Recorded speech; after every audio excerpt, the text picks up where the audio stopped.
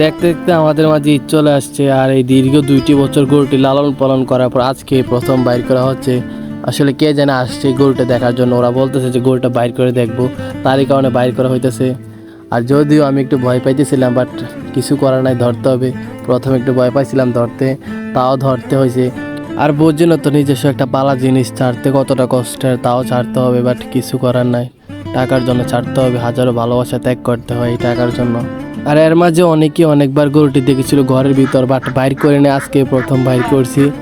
আর ভাবি না যে আজকে গরুটি বিক্রি হয়ে যাবে বাড়ির মাঝে।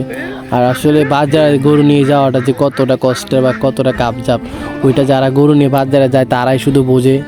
আর গরুটি গত বছরও বাজারে নিয়ে গেছিলাম, বাট বিক্রি করতে পারি নাই, তাই বাড়িতে নিয়ে আসছি। বাট এবারে আর এই ভুল করতে চাই না, তার কারণে বাড়িতে দেখাইতেছি।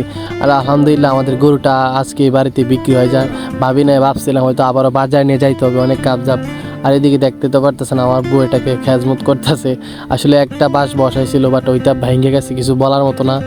যাক, আলহামদুলিল্লাহ গরুটি আমরা 1,16,000 টাকা বিক্রি করে ফেলি। আর ওরা গরুটি নেয় নাই, ওরা বলছে যে ঈদের আগের দিন গরুটি নিব। আর ভিডিওটিকে অন্যরকমভাবে নেবেন না, জাস্ট আপনাকে একটু দেখালাম এইটুকুই।